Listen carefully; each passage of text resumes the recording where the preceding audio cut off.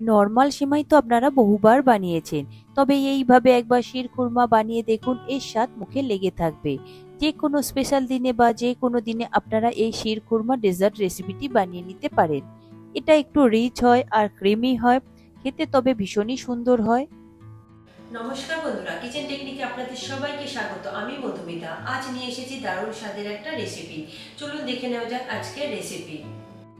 শিরখুরমা বানানোর জন্য আমি এখানে প্রথমে একটা কড়াই নিয়েছি। কড়াইতে আমি 500 ml মতো দুধ নিয়েছি। আমি এখানে প্যাকেট দুধ ব্যবহার করেছি, তবে আপনারা চাইলে গরুর দুধও ব্যবহার করতে পারেন। দুধটা দেওয়ার পরে গ্যাসের ফ্লেমটাকে অন করবেন, তা না হলে গরম কড়াতে দুধটা দিলে দুধটা কেটে যেতে পারে। এরপরে হাই ফ্লেমে দুধটাকে খুব ভালো করে ফুটিয়ে নেব। দুধটাকে ফুটিয়ে আমি 250 ml মতো করে নেব। এখান থেকে আমি 1 হাতা মতো দুধ একটা বাটিতে তুলে রেখে দেব।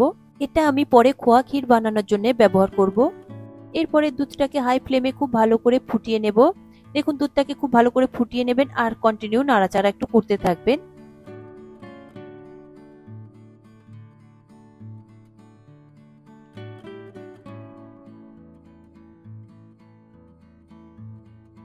দেখুন, দুধটা ফুটিয়ে দুধটা অনেকটাই কমে গিয়েছে। এরপরে আমি একটা ফ্রাই প্যান নেব। ফ্রাই প্যানটা গরম হলে দিয়ে দেব 1 টেবিল চামচ পরিমাণে ঘি।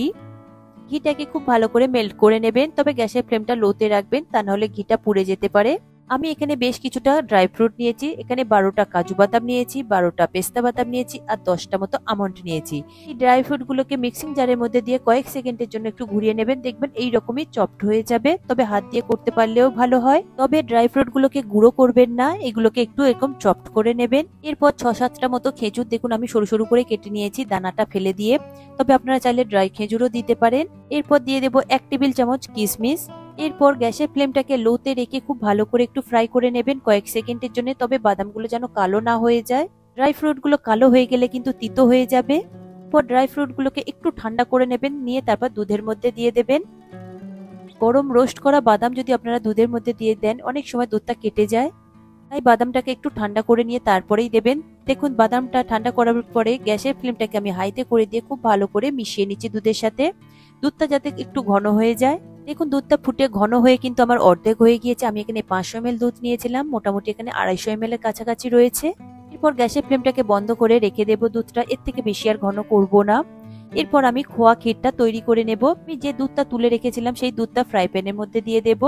তারপরে গ্যাসের ফ্লেমটাকে অন করে দেব, দিয়ে এতে 2 টেবিল চামচ পরিমাণে আমি পাউডার মিল্ক দিয়ে দেব। পাউডার মিল্ক দেওয়ার পরে গ্যাসের ফ্লেমটাকে মিডিয়াম টু হাইতে রেখে কন্টিনিউ নাড়াচাড়া করবেন, তা না হলে কিন্তু কড়াই গায়ে লেগে যাবে আর পুড়ে যাবে, এতে করে একদমই ভালো তৈরি হবে না খোয়া ক্ষীর। এখন কন্টিনিউ নাড়াচাড়ার পরে দুধটা কত সুন্দরভাবে ঘন হয়ে যাচ্ছে, আস্তে আস্তে ড্রাইও হয়ে যাচ্ছে। এইভাবে আরো একটু ড্রাই করে নিতে হবে, যেহেতু খোয়া ক্ষীর অনেকটাই ড্রাই হয়। এরপরে গ্যাসের ফ্লেমটাকে আপনারা লোতে করে দেবেন, দিয়ে খুব ভালো করে একটু নাড়াচাড়া করে ড্রাই করে নেবেন আরো একটু।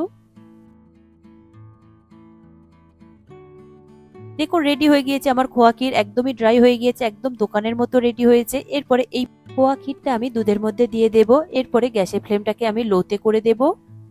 লোতে করে খোয়া ক্ষীরটাকে দুধের সাথে খুব ভালো করে মিশিয়ে নেব, এতে করে দুধটা দেবেন খুব সুন্দরভাবে ঘন হয়ে যাবে আর টেস্টটাও অন্যরকম আসবে।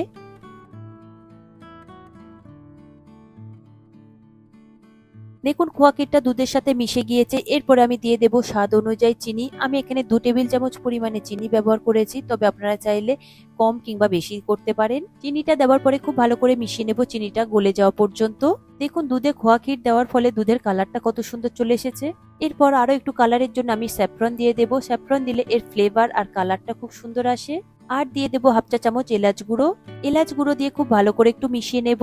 এরপর দেখুন, গরম দুধের মধ্যে স্যাফরনটা দেওয়াতেই কত সুন্দরভাবে কালার ছেড়ে দিয়েছে, দেখতে কতটা ক্রিমি আর রিচ লাগছে।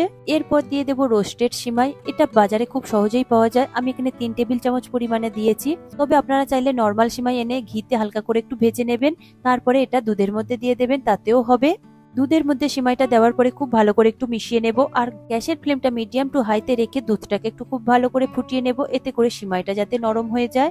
আর সিমাইটা নরম হতে খুব একটা বেশি সময় লাগে না, 2 থেকে 3 মিনিট মতো সময় লাগবে।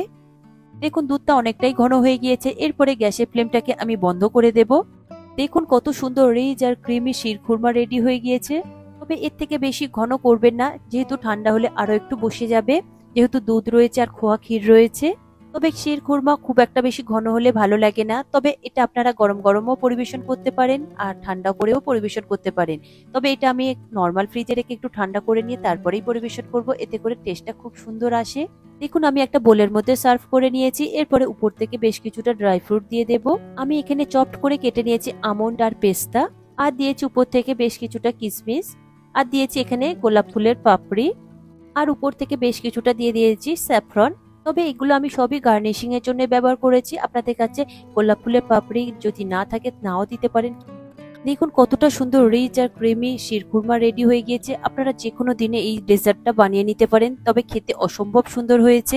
আপনারা এইভাবে প্রতিটা টিপস ফলো করে বানাবেন, দেখবেন খেতে সত্যি অসম্ভব সুন্দর হবে, যেহেতু এটা শুধু দুধ আর খোয়া ক্ষীর দিয়েই তৈরি হয়েছে।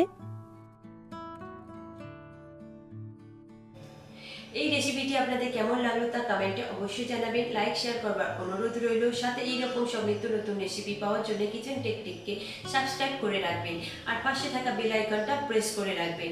আমি যখনই ভিডিও আপলোড করব তখনই আপনাদের কাছে নোটিফিকেশন পৌঁছে যাবে।